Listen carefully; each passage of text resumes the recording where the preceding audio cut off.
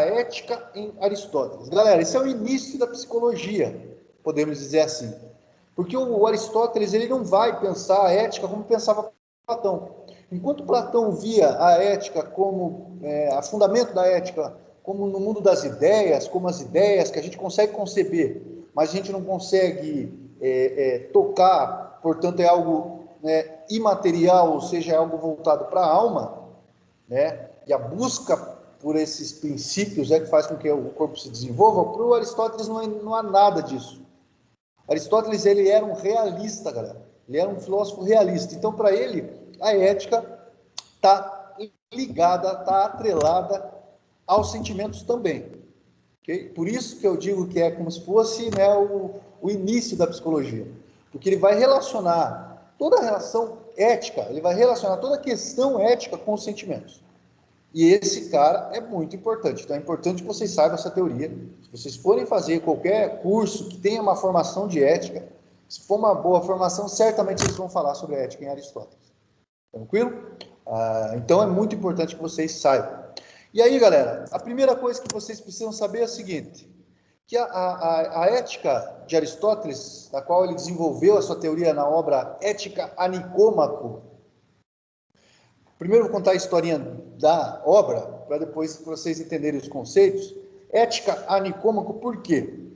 Porque Aristóteles sabia que sua esposa estava esperando um filho, né? O nome do filho dele era Nicômaco, ok? Então, foi uma obra dedicada ao seu filho, né? Uma obra da ética dedicada ao seu filho, por isso Ética a Nicômaco. E nessa obra, o que Aristóteles buscou entender, galera? Buscou investigar a origem da ética, a natureza da ética, o que a ética é realmente. E aí ele percebeu o seguinte, galerinha, que a ética está relacionada ao sentimento que todo mundo quer, a um sentimento que todo mundo busca. Na primeira aula eu falei sobre esse sentimento. Na primeira aula, galera, eu falei sobre esse sentimento, que é a felicidade. Todo mundo quer a felicidade, todo mundo quer atingir a felicidade. Seja através do dinheiro, seja através do amor, seja através do sucesso. Todo mundo deseja, no final, ser feliz. Isso, independente da personalidade de cada qual, galera. Ok? Então, com base nisso, que ele vai propor esse conceito do eudaimonismo. Eudai significa felicidade, monismo significa único fim. Juntando os dois termos, eudaimonismo. A teoria dele, galera, é uma teoria eudaimonista. Tranquilo? Significa isso? Todos nós queremos ser felizes. E por isso que nós todos temos ética. Compreendem? Todo mundo tem ética porque todo mundo busca o mesmo sentimento, que é a felicidade. Aí a forma de conduzir esse sentimento, de agir, aí já é outra história, aí já é uma outra questão que ele vai abordar também depois. Beleza? Primeira coisa, isso é conceito de vestibular, é conceito que é cobrado sim, se eu não me engano, no PSS 2, tá, galera? É conceito que é cobrado em vestibular, sim. Eudaimonismo, felicidade como único fim das ações humanas, é o que nos torna seres, ou que faz com que a gente saiba o que é ético. Beleza? Ok, professor. Isso é básico, isso a gente sabe. Mas e no caminho pela busca da ética? O que seria a ética? Qual é a natureza da ética? Realmente, é um sentimento, beleza. Mas como que a gente pode identificar? Como que a gente pode distinguir, por exemplo, prazer de felicidade? E aí o Aristóteles vai dizer o seguinte, galera, nós vamos buscar a felicidade ao longo da nossa vida. E no meio desse caminho em que nós buscamos a felicidade, no meio do caminho que a gente vai atrás dela, que a gente corre atrás da felicidade, a gente acaba oscilando entre dois excessos, que seria o prazer e o sofrimento, na procura, na busca pela felicidade. Tem dia que você acorda mais animado, né? Tem dia que você acorda mais para baixo, ok? Então, o que acontece na nossa vida? A gente vai sempre estar oscilando entre o prazer e o sofrimento. Por que o Aristóteles falou sobre isso? Para mostrar, galera, que prazer e felicidade não são sinônimos. Isso não significa que uma pessoa que quer ser feliz, que atinja a felicidade, não sinta prazer. Não é isso, galera. Não é essa a questão. Ele vai dizer, olha, prazer não é a mesma coisa que felicidade. Não é a mesma coisa, é diferente. O prazer possui uma relação muito maior com o sofrimento, inclusive, do que com a própria felicidade. Tá? Então, isso é muito importante salientar, porque muitas vezes as pessoas não entendem. Tá? Voltando ali, só passei ali para ver se estava tudo correto no slide. Tudo correto. Então, porque eu vou explicar para vocês como isso se dá na prática, tá, galera? Professor, então o que seria a felicidade? Felicidade é um sentimento diferente de prazer e que traz bem-estar para o indivíduo, ok? Apesar, né, de estar relacionado, de ter relação com o prazer. O prazer, na realidade, pessoal, se vocês forem analisar, segundo Aristóteles, ele tem muito mais relação com o sofrimento do que com a felicidade. Nós já vamos ver isso daqui a pouco, tá bom? Fiquem tranquilos. E aí, como então, para o Aristóteles, nós podemos alcançar a felicidade, já que o prazer não é o caminho?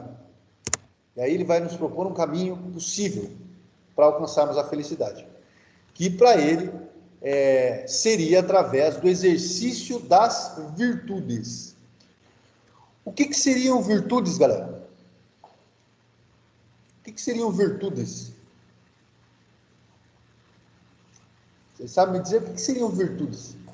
Ok, no exercício das virtudes, o que seriam as virtudes? Perfeito, Isabela. Qualidades. Você consegue me dar um exemplo de uma virtude que você valorize, que você acredita que, né, tente pôr em prática? Sua.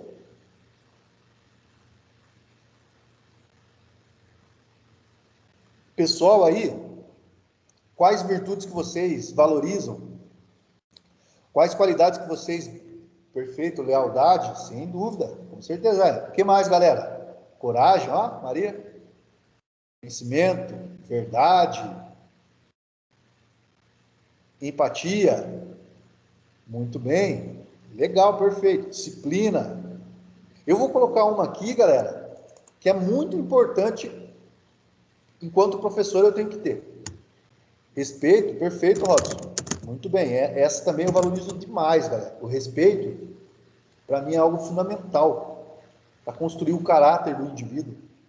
Mas a justiça, pessoal, para mim a justiça é indispensável. Como eu não consigo conceber como um professor pode ser professor sem ser justo. Honestidade, ótimo. Então, o que o Aristóteles dizia, galera? Que a gente consegue ser feliz exercitando essas qualidades que nós temos. Diferentemente da busca pelo prazer. Nós já vamos fazer o exercício, se não der tempo de fazer hoje, na próxima aula, que provavelmente vai ser presencial, até que enfim vou ter uma aulinha presencial com alguns de vocês aqui em sala, vocês vão ver, vou explicar para vocês como que funciona na prática, podemos dizer assim, tá? Mas voltando aqui, beleza. Mas como que nós podemos distinguir o que é felicidade do que não é? Ele vai dizer o seguinte, olha, as virtudes, elas têm 3 características. Para ser uma virtude tem que ter 3 características. Ela precisa ser racional, ou seja, ela depende da racionalidade do indivíduo. Você não pode se guiar só pelos sentimentos, compreende, galera? Todos esses conceitos que vocês colocaram, respeito, disciplina, justiça, que eu coloquei, honestidade, lealdade, você vai passar, inclusive, por cima de alguns sentimentos, então não pode ser só sentimentos. Eu ia falar equilíbrio, né, que é necessário você estar equilibrado, segurar os seus sentimentos, equilibrar os sentimentos e, principalmente, as ações. Não adianta nada, galera, você chegar e falar, ó, eu sou uma pessoa boa, eu sou uma pessoa justa, sou uma pessoa corajosa, sou respeitoso, se você não age dessa forma. Então, o agir é fundamental para que a ética ocorra realmente na prática, tá, galera? Então, essas 3 características fazem parte de uma virtude. Vamos pegar um exemplo do que não é virtude. Por exemplo, o individualismo da nossa sociedade hoje. O individualismo da nossa sociedade, que nós temos hoje na nossa sociedade como um valor. A individualidade não no sentido de personalidade, mas o individualismo. É uma virtude ou não é, galera? O que vocês acham? O individualismo é uma virtude ou não? Por que que não? Por que que vocês acham que não é? Tendo em vista o conceito de virtude do Aristóteles também, né? Bernardo acha que é uma virtude.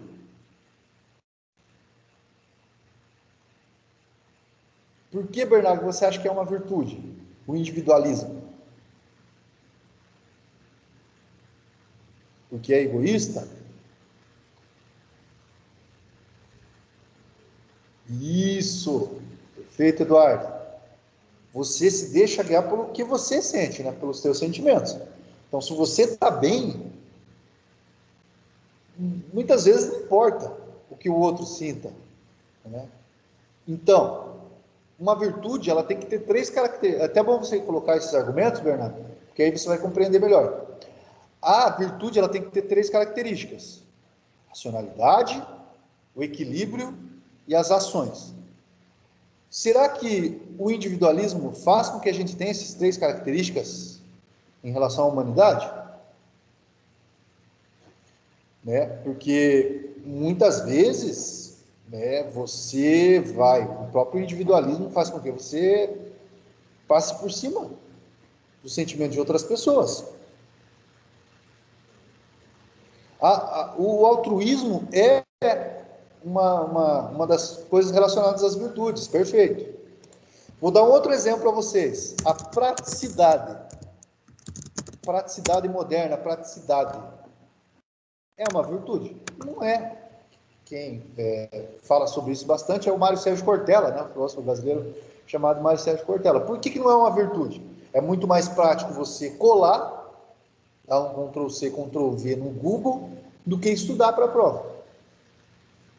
É muito mais prático você fazer caixa 2 do que trabalhar. A praticidade também não é uma virtude, compreende, galera? Não é porque é um princípio que você usa na sua vida que seja necessariamente uma virtude. Como o individualismo, por exemplo, que pode nos conduzir a fazer coisas muito ruins, né? Então, o exemplo que o Marcelo Cortella dá que é interessante, é engraçado. Beira a insanidade. Por exemplo,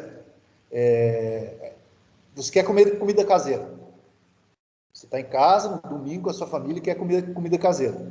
Então, o que você faz? Você reúne a sua família e sai de casa para comer comida caseira. Você está usando a praticidade. Mas é uma coisa meio absurda, né? Só para exemplificar, óbvio que a gente está falando de coisas muito mais sérias, né, galera? Professor, beleza. Legal, as virtudes nos conduzem a sermos mais felizes, segundo Aristóteles. Mas de onde nascem as virtudes? De onde surgem as virtudes? Ok? Galera, as virtudes, elas surgem, segundo Aristóteles, de 2 espécies de virtude. As virtudes morais, que é um produto do hábito, da tradição, ou seja, está relacionado à cultura dos indivíduos, certo? E as virtudes intelectuais, que vêm de uma formação, de um processo formativo, educativo, ou seja, intelectual. Vou dar um exemplo para vocês novamente. Quando eu dava aula no Estado, dei muito tempo aula no Estado, 10 anos dando aula no Estado aproximadamente, eu tinha turmas que eram, né, de alunos do centro da cidade e turmas que eram de alunos da zona rural. E os alunos da zona rural, eles tinham um respeito para com os professores que não existia com os alunos do centro da cidade. E aí um dia eu estava explicando para os alunos, né? Explicando para os alunos sobre essa questão e falei para eles sobre isso. E falei para eles, olha, vocês não têm as virtudes tão desenvolvidas quanto o pessoal lá da zona rural. Nossa, os alunos ficaram bravos comigo. Mas como assim, professor? Não temos as virtudes, nós somos éticos e não sei o quê. Não, as virtudes morais. Porque eles convivem mais com os pais deles, e eles, não, isso do modo geral, claro, né, galera? Generalizando, óbvio. Mas, e lá, eles valorizam mais algumas virtudes que aqui na cidade a gente não acaba desenvolvendo. É uma questão de exercício. E aí, até eles entenderem, foi uma luta. mas aí eles compreenderam. E aí eles admitiram, realmente, professor, realmente, nem sempre a gente valoriza determinadas virtudes, como o respeito que o colega de vocês colocou ali. E com o tempo a gente desenvolve as virtudes intelectuais, com o tempo. E não é certeza que você vai desenvolver, tá, galera? Com o tempo você pode desenvolver as virtudes intelectuais com o processo formativo, educativo, quando você começa a trabalhar, ou quando você começa a estudar bastante sobre algo, quando você convive com as pessoas em numa determinada situação. Galera, na próxima aula a gente